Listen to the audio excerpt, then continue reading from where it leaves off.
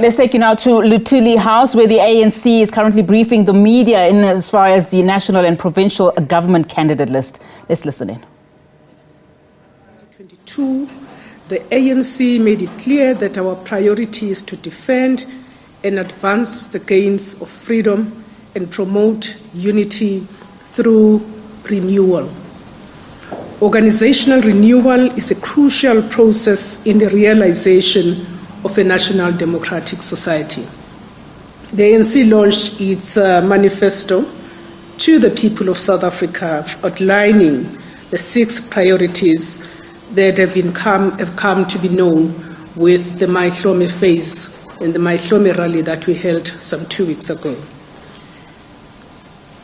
We are confident that the candidate selection process adopted by the Special Extended National Executive Committee meeting will give expression to the manifesto and our ability to live up to the promise to our people contained in those 6 priorities of the 2024 ANC manifesto.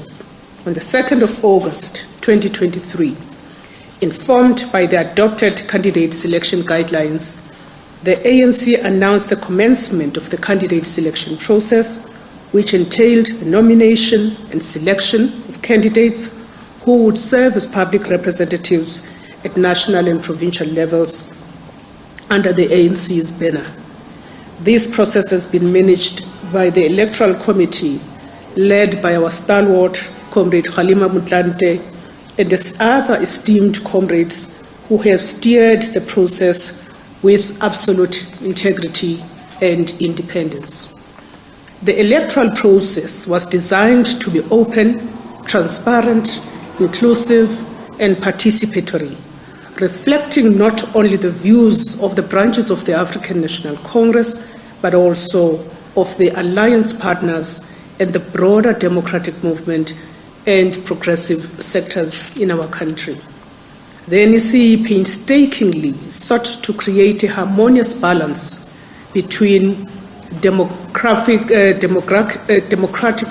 branch nominations with strategic political interventions, crafted to ensure the selection of dedicated cadres possessing the utmost capacity, qualifications, and experience. Guided by the ANC's policies, our commitment to unity and renewal, and other considerations, the ANC's members of parliament and provincial legislators should and will shoulder the vital responsibility of giving substance to our policy positions, as well as their roles defined in the Constitution. We expect that our candidates will be aligned to the ANC's manifesto, in line with the national developmental objectives, while also championing effective public involvement and oversight in the roles that they will be playing. After an elaborate process that combined selection and election, the ANC list for Parliament and the 9 provincial legislatures can be characterized as a mosaic of culture, gender, geography, and skill. The list is representative of the non-racial, non-sexist promise of the South African Constitution. The list also signals a significant intergenerational mix, with young leaders stepping into the national body politic. And of course, this is something that we're feeling very confident and excited about. It is our conviction that this process demonstrates the ANC's position as the only political party capable and intentional about both descriptive and substantive representation of young people, of women, and other groups. Intentional about inclusion, about diversity in our outlook on governance and matters of leadership. The ANC's election committee has followed a thorough interview and vetting process for all candidates involved to ensure that the list reflects the deployment of individuals characterized by the right skill set, integrity, experience, and capabilities to serve the demands at provincial and national government. Our integrity safeguards are intended and premised on paying due deference to our nation's constitution and its legal framework. The ANC's constitution and guidelines are taken into account and other public interest considerations. The work of the Integrity Committee is not novel, nor is it a function of electioneering or this list process. It has become a permanent feature in the work of the ANC and its commitment to purge itself from ill discipline, from corruption, and from disunity. It is our expectation that the work of the Integrity Commission will be continuous and inform and strengthen the NEC's outlook even post the formulation of the 7th administration. We are fully committed to electing leaders within the framework provided through the eye of the needle. This framework helps us strengthen ethics of our members, particularly those deployed in the public service. Our core values of courage, service, self-sacrifice, human solidarity, integrity, temperance, humility, honesty, hard work, self-discipline, and mutual respect remain at the forefront of everything we must do in order to restore hope and in order to continue to end the mental leader of society. Let me turn to the criteria. The criteria for candidates to qualify for nominations comprised of a comprehensive set of requirements, ensuring that suitability and commitment to the ANC's values and goals is safeguarded. To qualify, candidates preferably possessed post-matric qualifications or demonstrated capacity, experience, education, or expertise conducive to making constructive contributions within the relevant legislature or executive. Moreover, candidates were mandated to complete 4 OR Tambo Leadership School online modules covering crucial topics such as the history of the ANC, building, organizing, understanding government, as well as understanding economy and sustainable development. Additionally, candidates should maintain ANC membership in good standing, exhibiting a proven track record of commitment and involvement. So it wasn't just about membership only, and involvement not only in the ANC, but in the democratic movement or government. In addition to rigorous interviews that were held, all candidates underwent vetting to ensure that they represent the ethical values expected from ANC public representatives.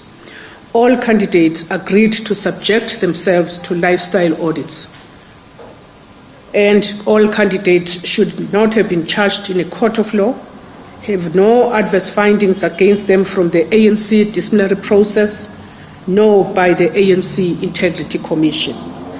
The representation of women, youth living with disabilities, members of the LGBTQIA+ community, individuals, these have been paramount in the process of candidate selection, is also an indicative of the ANC's commitment to a list that reflects what South Africa truly is.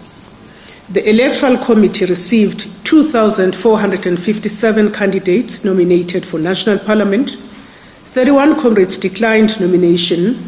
Amongst those are comrades who have served the movement admirably for decades and to whom we owe a sincere debt of gratitude for their contribution to shaping the first 30 years of South African democracy. 284 candidates were interviewed by the Electoral Committee. On the final list submitted, 52.5% are women. We have increased youth representation and inclusion to 17%.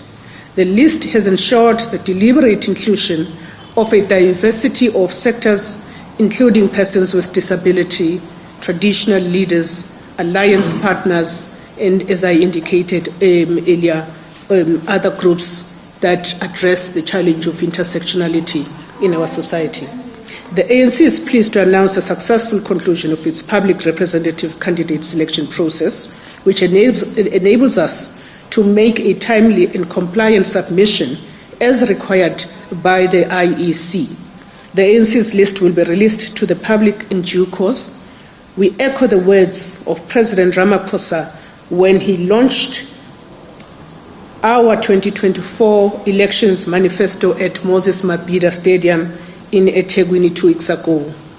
I quote, "The challenges of our struggle for a better life for all are difficult and diverse. Transformation requires honest and dedicated leaders. We are working hard to restore trust and confidence in us as the leader of fundamental socio-economic transformation in our society." At our last two national conferences, the ANC vowed to address society's challenges and to serve the people with discipline and integrity. The ANC is committed to developing and, where necessary, correcting its members and leaders. That is part of renewal. Close quote. Our candidates for public representatives, led by the face of the elections campaign of the ANC, President Ramaphosa, have a huge responsibility to ensure that as we celebrate 30 years of freedom and move towards the next phase of our journey to build a better life for all, we do so together with the people and that we act decisively. And therefore we call on all South Africans to join us when we say, let us do more together with more determination than ever before. Thank you very much. At this point, I'm going to take it to you, members of the media, and see if there are any comments to be made. I do also want to say up front that a much more detailed analysis of our list, blow by blow, is going to be given on Monday when the chair of the Electoral Committee, President Kgalema Motlanthe, comes through together with the Secretary General. Once the list is submitted to the IEC and has been published by the IEC, we will then bring these leaders to come and give you a much more detailed analysis of what is contained in the list and give you a sense of how we're aiming basically to strengthen the public service by strengthening institutions of parliament. But at this stage, I am looking for any hands. Ms. 24.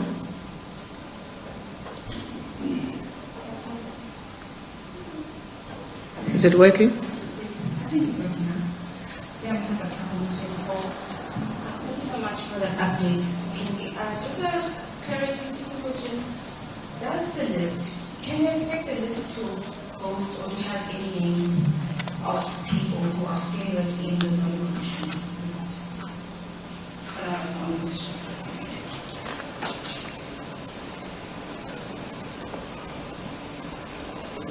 Okay, please go ahead, Newsroom. Junior Commando in Newsroom Africa. Firstly, Machine, has the ANC submitted the list? Because there's been a lot of questions whether it has submitted, it has not. The Secretary General was expected to go to the IEC physically and submit that list, but it seems like now he is resorting to submitting it online.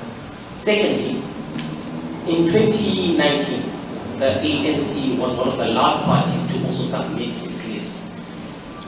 The party has been talking about renewal and good governance, but if it seems like the party itself internally is failing to do something as basic as submitting a list earlier than most of the parties that have never been in government, how then should South Africans then trust the ANC to continue leading the party?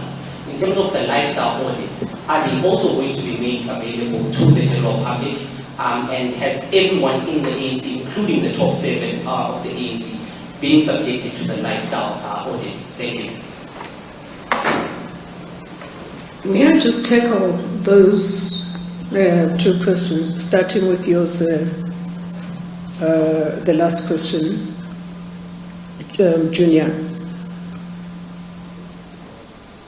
The ANC is submitting timelessly. That's been done electronically. The idea that the SG was going to go to the IEC house, I don't know whether you got this information from the ANC. I don't recall communicating that information as the spokesperson of the ANC.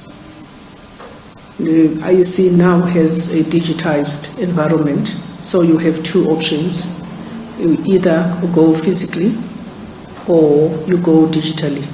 We've elected to go digitally. So that's the first, to your question. Whether we submit on Monday, this past Monday, or whether we submit today, this is not a marathon. In fact, you can praise the ANC for having rigorous and consultative processes, other than lists that are drawn up in a boardroom elsewhere. Our processes are rigorous, and our processes equally comply with the IEC. But I don't think that there's a marathon between us and other parties where we follow our process to the T. We have a massive army of structures in the democratic movement that have got to be consulted with. We have to speak to Amakosi. We have to speak to Abahlali in the form of the civic movement. We have to speak to workers. We have to speak to communists. We have to speak to students and the youth and solicit their views. More importantly, we have to take into account the work that is done by our branches. So we cannot be compared with any party in terms of how highly consultative and very engaged our processes are. But we still, emerge and produce a list that we've just spoken to you about. So I suppose that really covers it then.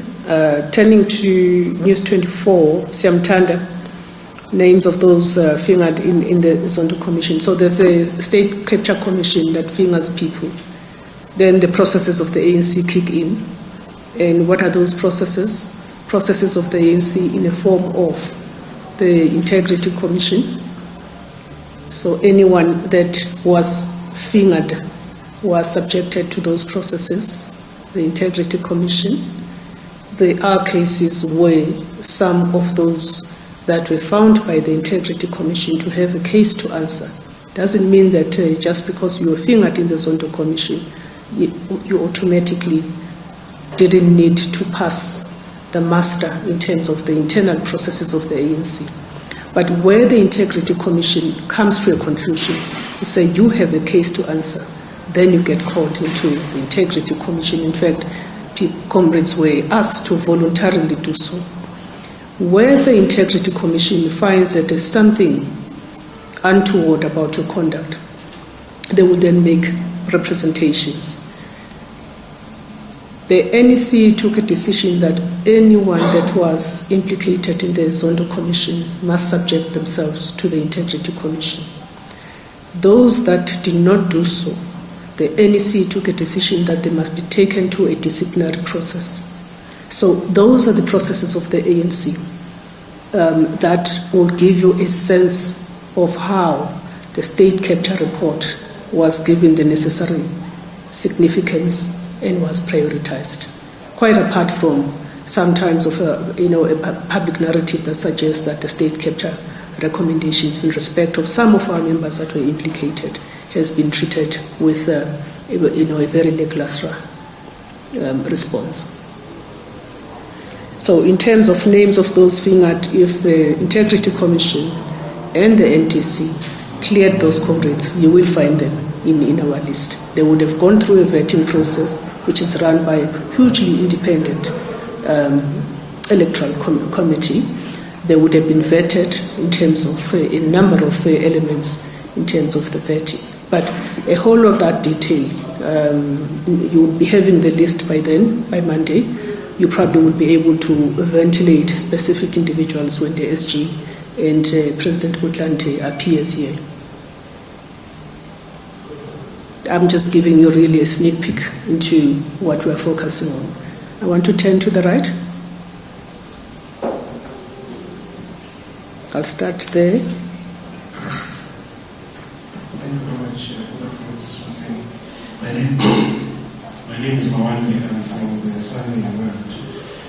Maybe just to pick up on the few issues that you mentioned first, the issue of vetting. How far has the government vetting? Vet for criminal purposes or even other socially wrong behavior that is not necessarily with law enforcement? That's the question. Okay. And then number two, the issue of lifestyle audits.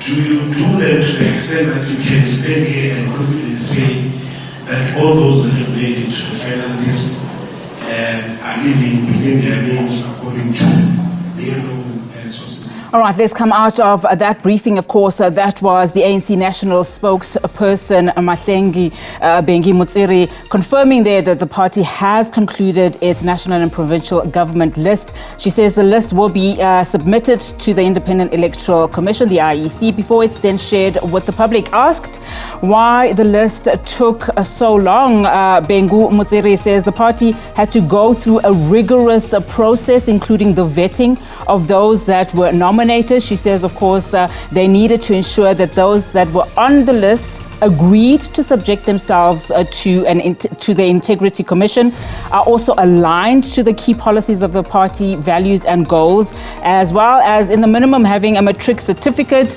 Of course, we will, just give you a breakdown of what was said. Now, all eyes, of course, were on this particular announcement amid the speculation that close to 100 people will be left off that list after the Integrity Commission recommended that those implicated in corruption should be barred from standing for public office. Of course, some of those names were also mentioned in the Zondo Commission into state capture.